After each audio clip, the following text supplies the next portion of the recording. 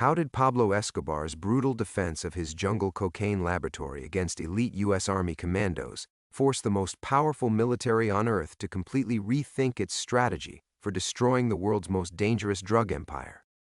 The first commando through the tree line took a burst of automatic fire across his chest plate as Escobar's sicarios erupted from camouflaged bunkers buried beneath the laboratory floor.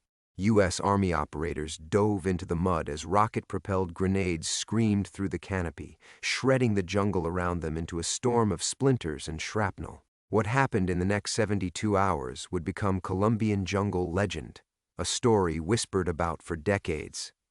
The first bullet tore through the canopy 3 inches from Pablo Escobar's left ear, and he dropped flat into the mud with a machete still in his hand.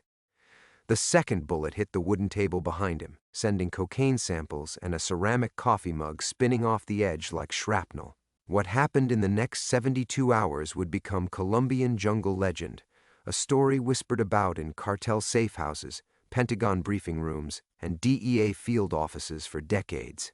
But before we get there, you need to understand what those American commandos walked into that morning. Because it wasn't just a drug lab. It was a fortress disguised as nothing, believe me. March 1984, deep in the Yari region of southeastern Colombia. A stretch of jungle so thick that satellite imagery showed nothing but green. No roads, no clearings, no structures. Just an unbroken carpet of trees stretching to the horizon. But underneath that carpet, Pablo Escobar had built something that would have made a military general jealous. They called it Tranquilandia, and the name was a joke, because there was nothing tranquil about a complex capable of producing nearly 2,000 kilograms of cocaine every single week. We're talking 14 separate laboratories spread across multiple hectares, airstrips carved out of the jungle floor, sleeping quarters for over 100 workers, generators, fuel depots, chemical storage facilities stacked with ether and acetone, an entire industrial operation hidden beneath triple canopy rainforest, and every gram of product moving north to Miami, Los Angeles, New York. The money flowing back was staggering. We're talking somewhere around $1 billion a year running through this single complex. Pablo wasn't just manufacturing drugs. He was running a shadow economy that rivaled small nations. Now here's the thing nobody tells you. The Americans had been watching, not with boots on the ground, not yet, but with signals intelligence, aerial reconnaissance, and a growing sense of fury in Washington, because Ronald Reagan had declared drugs a threat to national security. That wasn't just political language. That was a legal designation that unlocked military resources. Suddenly the Pentagon wasn't just advising, they were planning. Colonel James Fletcher, and that's not his real name because some of these operators are still classified, stood in a hangar at Howard Air Force Base in Panama and briefed 24 men from the Army's intelligence support activity and attached special operations elements. His message was simple. We locate, we verify, we support the Colombian National Police in the raid. We do not engage unless engaged. But make no mistake, gentlemen, if someone points a weapon at you, you put them down. That was the plan. Clean, surgical, in and out. Get this. The plan lasted about 45 seconds after insertion. The Colombian National Police were supposed to lead. That was the legal framework. American military personnel operating on foreign soil needed a local partner to maintain the fiction of sovereignty. Colonel Carlos Jimenez of the CNP Anti-Narcotics Unit had 60 officers ready to move. They'd trained for weeks. They had maps drawn from DEA intelligence. They had coordinates accurate to within 50 meters. What they didn't have was any idea that Pablo Escobar was actually there. See, Tranquilandia was supposed to be run by mid-level managers. The Ochoa brothers handled logistics. Carlos Leder handled transport. Pablo handled strategy from Medellin, from his ranch at Hacienda Napoles, from his seat in the Colombian Congress where, and I swear this happened, he was serving as an alternate representative, a sitting member of the national legislature running the largest cocaine operation in human history. But Pablo had come to Tranquilandia that week for one reason, a chemistry problem. One of his best cooks, a Peruvian chemist named only as El Doctor in court documents, had developed a new crystallization process that increased yield by roughly 15%. Pablo wanted to see it himself. He wanted to taste the product. He wanted to understand the process so no one could ever lie to him about output numbers again. So when those helicopters broke the tree line at dawn, Pablo Escobar was standing in Laboratory 7, holding a glass beaker up to the light, watching cocaine hydrochloride crystals form at the bottom. He heard the rotors before anyone else did. His jaw tightened. He set the beaker down carefully, like it was a child. Then he walked to the door of the lab and looked up through a gap in the canopy. 3 helicopters, Hueys, moving in formation. Pablo turned to his cousin Gustavo Gaviria, who was sitting on a crate eating a mango. "They found us." Gustavo dropped the mango. His hand went to the radio on his belt. Within 4 seconds, he was broadcasting on the cartel's encrypted frequency, and within 10 seconds, every sentry position in a 2-kilometer radius knew what was coming. Here's what the Americans didn't know. Pablo had prepared for this, not this specific raid, this concept, the idea that someday someone would come for his laboratories. And Pablo Escobar did not believe in hoping for the best. He believed in building for the worst. Tranquilandia had a defense network that would later stun intelligence analysts when they finally mapped it. 38 armed guards stationed at permanent positions around the perimeter. Another 20 mobile fighters who lived in the surrounding jungle and rotated through patrol routes. Communication lines running between every laboratory and every guard post. Weapons caches buried at predetermined coordinates. And this is the detail that changed everything: pre-sighted fire lanes. Pablo had ordered his men to cut narrow channels through the undergrowth at specific angles so that anyone approaching from the most likely helicopter landing zones would walk directly into overlapping fields of fire. He had studied ambush tactics, not from military manuals. From conversations with former M19 guerrillas he'd hired specifically for their combat experience. These weren't cartel thugs with gold chains and bad attitudes. These were men who had fought the Colombian army in the mountains, who understood interlocking fire positions and withdrawal routes, and how to make a jungle kill zone feel like a welcome mat. The first helicopter touched down in a clearing 400 meters east of Laboratory 3. Colombian National Police officers began pouring out, moving fast, weapons up. Colonel Jimenez was in the second bird, directing his men by radio.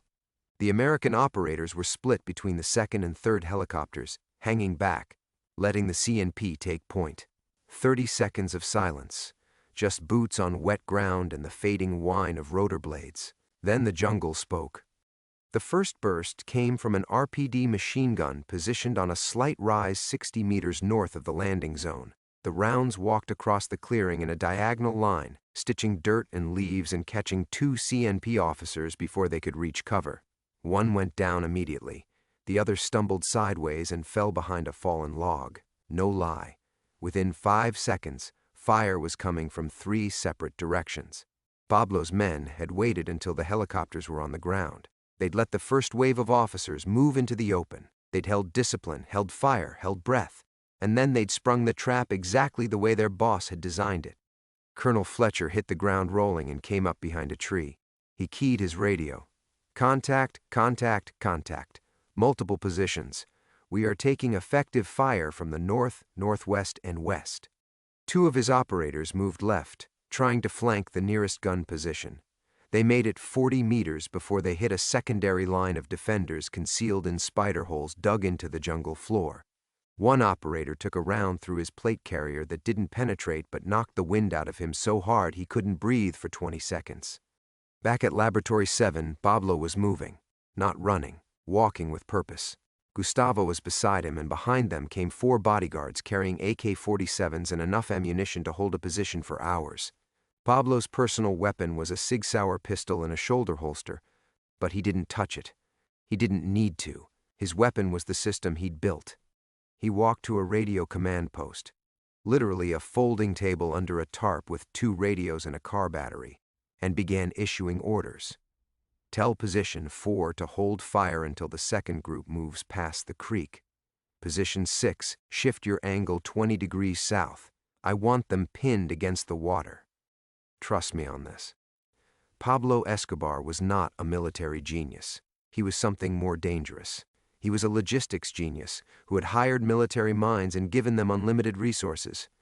Every defensive position had been planned months in advance. Every withdrawal route had been walked, timed, and marked with colored tape that only his men would recognize. And every fighter had been told the same thing: you don't have to win the battle, you just have to make them bleed long enough for the product to move. Because that was the real play. While bullets were flying at the landing zone, a separate team of 40 workers was dismantling the most critical lab equipment and loading it onto mules. Literal mules. Pack animals that could navigate trails no vehicle could reach, carrying disassembled centrifuges, chemical precursors, and plastic-wrapped bricks of finished cocaine into the deeper jungle where a second airstrip waited. Pablo had built redundancy into everything: backup labs, backup airstrips, backup communication frequencies, backup escape routes. He operated his drug empire the way a Fortune 500 company runs disaster recovery. The question was never if they'd get raided. The question was how fast they could reconstitute. The firefight at the landing zone lasted 47 minutes. The CNP officers fought hard. They were brave, professional, and outgunned. 3 more went down with injuries. The Americans provided fire support and tactical coordination, but the legal constraints meant they couldn't lead the assault. Fletcher was grinding his teeth so hard, one of his operators later said he could hear it over the gunfire. Then Pablo changed the game again.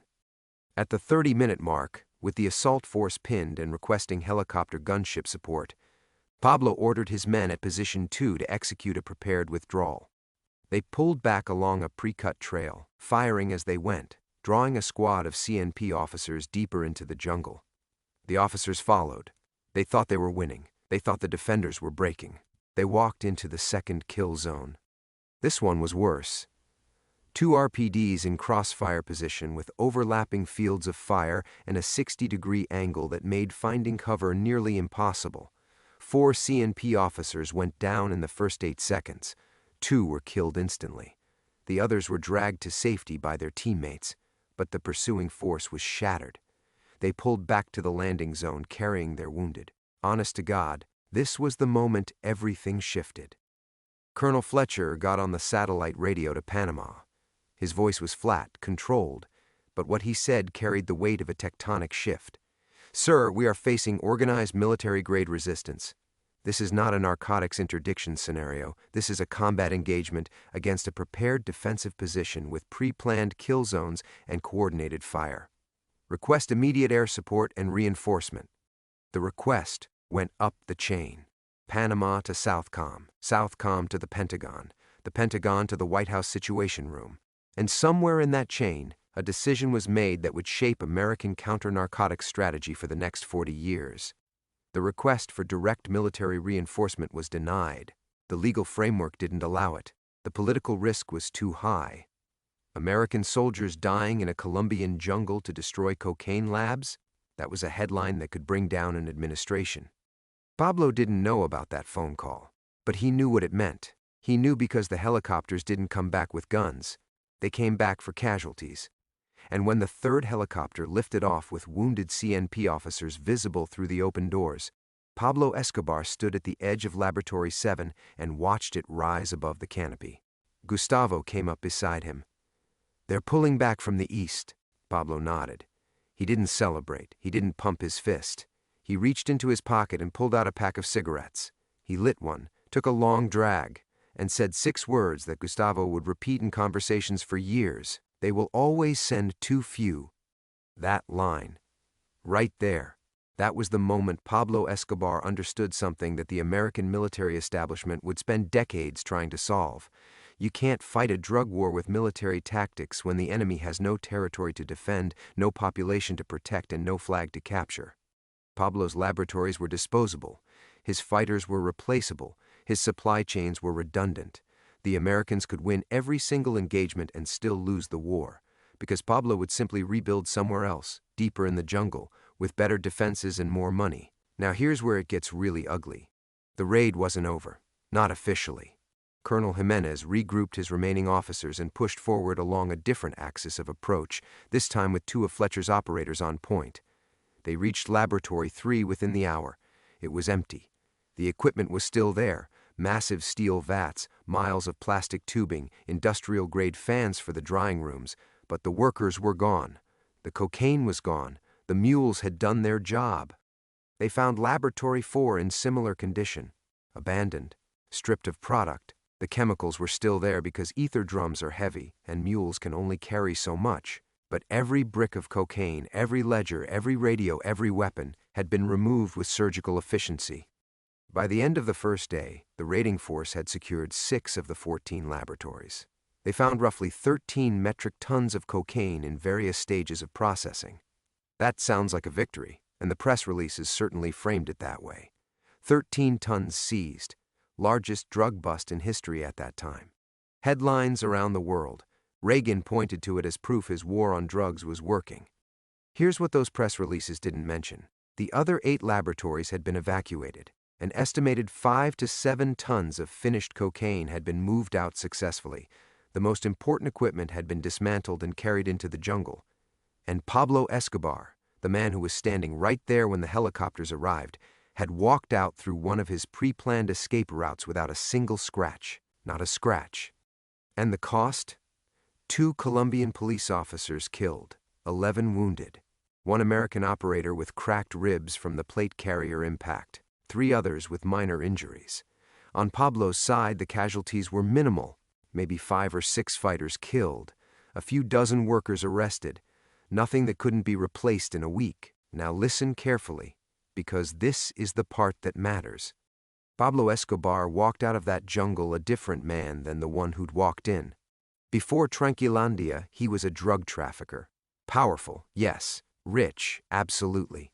But still operating in the shadows, still maintaining the fiction that he was a legitimate businessman and politician, still playing by at least some of the rules. After Tranquilandia, Pablo understood that he was at war with the United States of America. And instead of backing down, he leaned in. Within weeks, he began building a military infrastructure that went far beyond guard posts and spider holes. He recruited former Colombian army soldiers. He bought anti-aircraft weapons. He established intelligence networks that penetrated the Colombian police, the military, and even the American embassy in Bogotá. He created a system of sicarios, hitmen, organized into cells that operated independently, so that if one cell was captured, they couldn't compromise the others. You know what that sounds like? That sounds like a terrorist organization. And that's exactly what Pablo Escobar built. Not because he was ideological, because he was practical. He'd seen what worked in the jungle: decentralization, redundancy, prepared positions, pre-planned withdrawals. He took those tactical lessons and applied them to his entire organization. And the Americans? They learned a lesson too, though it took them longer to admit it. Colonel Fletcher wrote an after-action report that was classified for over a decade. Parts of it were eventually referenced in congressional testimony and academic papers. The key finding was devastating in its simplicity. Military force, Fletcher wrote, was fundamentally inadequate as a counter-narcotics tool when applied against an adversary with unlimited financial resources. No fixed infrastructure dependency, and the ability to operate across international borders without legal constraint. In plain English, we brought guns to a money fight, and money won. Mark my words, that conclusion rewrote American strategy. Not immediately. The political machinery needed time to process the failure. But within 3 years, the focus began shifting. Instead of raiding labs in the jungle, the emphasis moved toward financial interdiction, supply chain disruption, and, most controversially, working with foreign governments to target cartel leadership directly. The strategy that would eventually be called Kingpin Strategy was born in the ashes of Tranquilandia. But here's the dark irony. The Kingpin Strategy didn't bring Pablo down for nearly a decade. And during that decade, he killed thousands. He bombed a commercial airliner. He assassinated a presidential candidate. He blew up the DA's building in Bogotá, killing over 60 people. He waged a campaign of terror against the Colombian state that made the jungle firefight look like a scrimmage. All because the Americans thought they could solve a money problem with bullets. Let me take you back to the jungle for a moment, because there's a detail from the raid that never made the official reports, but was confirmed by multiple sources in later years. During the withdrawal, as Pablo and his entourage moved along the escape route, they passed through a section of the complex where the lab workers lived. These weren't cartel soldiers, these were campesinos. Poor farmers recruited from surrounding villages with promises of wages that would take them years to earn through legitimate work. Coca paste processors, chemical handlers, men who stood over boiling vats of toxic solvents for 12 hours a day without protective equipment, breathing fumes that would destroy their lungs within 5 years. Pablo stopped. I need you to understand this. With American-supported forces less than a kilometer behind him, with gunfire still crackling through the jungle, Pablo Escobar stopped walking. He looked at a group of about 20 workers huddled in a sleeping barracks, terrified, unsure whether to run or hide or surrender. These men had no weapons, no escape routes, no contingency plans. They were the disposable layer of Pablo's operation, and everyone in that building knew it. Pablo told Gustavo to give them money, not a token amount, enough for each man to get home, take care of his family for a month, and disappear. Gustavo pulled stacks of pesos from a duffel bag and handed them out. Pablo watched. Then he told the workers to scatter into the jungle in small groups, to avoid the trails, and to never speak to anyone about what they'd seen. One of the workers, an older man with chemical burns on his forearms, grabbed Pablo's hand. Not to shake it, to hold it. He was crying. He said his daughter was sick and the money would pay for her medicine. Pablo looked at the man's burned arms. He didn't say anything for a moment. Then he reached into his own pocket, pulled out additional cash, and pressed it into the man's hand. "Go home," Pablo said. "Don't come back to this." And then he turned and walked into the jungle and disappeared. Now, before you think I'm making Pablo Escobar into some kind of Robin Hood, and this is important, the man was a monster, an absolute monster. He killed judges, journalists, police officers, and thousands of innocent civilians. He destroyed families. He poisoned communities. He corrupted an entire nation's institutions. That moment with the workers doesn't erase any of that, but it reveals something crucial about why he was so dangerous. Pablo understood people. He understood loyalty. He understood that the campesino he gave money to today would never testify against him tomorrow. Every act of generosity was also an act of strategy. Every kindness was an investment. The neighborhoods he built in Medellin, the soccer fields, the schools, they weren't charity. They were fortifications, human fortifications. Thousands of poor Colombians who would shelter him, warn him, lie for him, and die for him, because he was the only powerful person who had ever looked at them and seen human beings instead of dirt. That's how you become untouchable, not with guns, with people. And this is the real lesson of Tranquilandia, the one that took the American military establishment 20 years to fully absorb. You cannot defeat a narco-insurgency by destroying its physical infrastructure. You defeat it by dismantling its social infrastructure. The networks of loyalty, obligation, fear, and gratitude that connected drug lord to the population around him.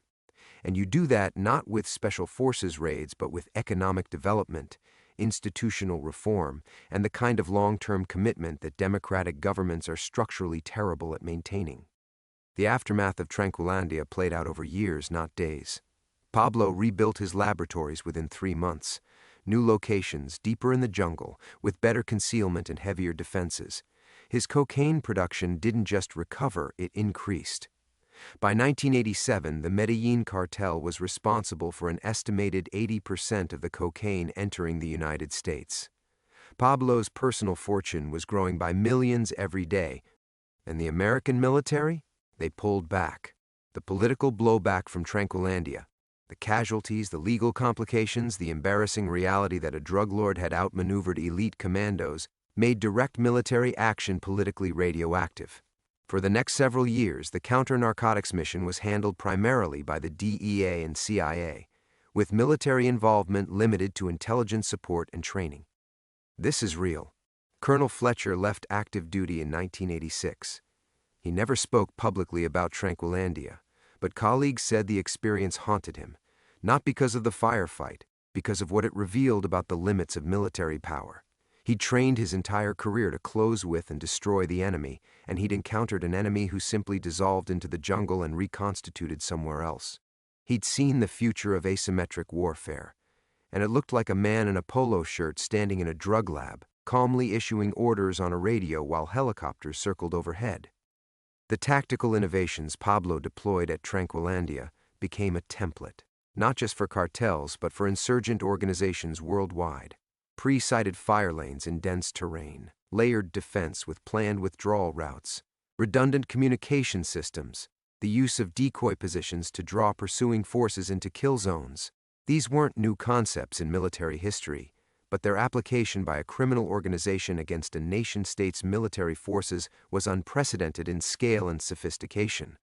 The Pentagon studied it, quietly, without press conferences. Analysts at the Army War College wrote papers about it that circulated in classified channels. The concept of narco-insurgency entered the military lexicon, and the realization began to dawn that the line between drug trafficking organizations and guerrilla armies was not just blurring, it had been erased. By the time Pablo Escobar died on a rooftop in Medellin in December 1993, shot by Colombian security forces with American intelligence support, the lessons of Tranquilandia had been absorbed into the DNA of American counter-narcotics strategy. The kingpin approach, the emphasis on signals intelligence over direct action, the use of local partner forces as the primary strike element, the targeting of financial networks rather than physical infrastructure. All of it traced back in one way or another to that morning in the jungle when a drug lord's prepared defense made a mockery of the world's most powerful military. And listen, the soldiers who fought at Tranquilandia, they did everything right. They were brave, disciplined, and professional under fire. They followed the rules of engagement. They put themselves in harm's way to support a mission they believed in. The failure wasn't theirs. The failure was conceptual, strategic. The kind of failure that happens when a government treats a social and economic crisis as a military problem and then acts surprised when military solutions don't work. Pablo knew that before anyone else. Maybe that's his most disturbing legacy. Not the violence, not the cocaine, not the billions, but the demonstration, clear and irrefutable, that a single ruthless individual with enough money and enough understanding of human nature could build an organization that the full power of the United States military could not destroy through force alone. If you've made it this far into the story, you clearly care about the kind of history that doesn't make it into textbooks. Hit that subscribe button right now because we go deeper into these stories than anyone else on this platform, and the next one is even crazier than this. Now here's how the legend ends. In 1993, when the Search Bloc, the Colombian task force dedicated to hunting Pablo, finally cornered him in that middle-class house in the Los Olivos neighborhood of Medellin, the operation incorporated every lesson Tranquilandia had taught. No frontal assault into prepared defenses, no helicopter insertions into unknown territory. Instead, months of patient signals intelligence, tracking Pablo's radio telephone calls, triangulating his position with equipment provided by the U.S. military's Centra Spike Unit. When they hit the house, Pablo ran to the roof. He was carrying a pistol. He was barefoot. He was overweight and out of breath, and the myth of the untouchable narco warlord was peeling away in real time. He fired twice. Security forces fired back. He fell on the red tile roof with a bullet wound behind his right ear. The man who had built a jungle fortress that stopped American commandos cold died scrambling across a rooftop with no escape route, no backup plan, no redundancy. The system he'd built at Tranquilandia, the layers, the contingencies, the human networks of loyalty and fear, had been dismantled not by bullets but by patience, intelligence, and the slow erosion of his support base. Colonel Jimenez, who'd led the CNP element at Tranquilandia nearly a decade earlier, was by then a general. He received the news of Pablo's death by phone. Colleagues said he sat down heavily in his chair and stared at the wall for a long time. He didn't celebrate. He thought about the men he'd lost in that jungle. He thought about the years of bloodshed that followed. And he understood, in a way that perhaps only someone who'd been in those trees could understand, that the story of Tranquilandia was really the story of how the modern drug war was born. A man stood in a jungle laboratory. Helicopters came for him. He fought back with a system so well designed that the most powerful military on Earth couldn't break it in a single day. And in doing so, he forced that military to rethink everything it knew about fighting enemies who don't wear uniforms, don't hold territory, and don't play by the rules of war. That's the legend, not of a hero, not of a villain exactly, of a turning point, a moment when the old ways stopped working and nobody had invented the new ways yet. A moment when a drug lord in a polo shirt with a Sig Sauer he never drew proved that power isn't always about who has the most firepower. Sometimes it's about who built the better system, and sometimes the system outlives the man.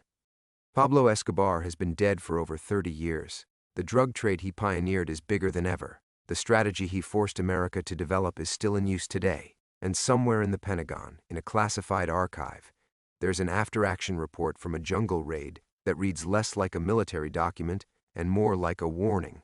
They will always send too few. Believe me. That warning still hasn't been fully heard.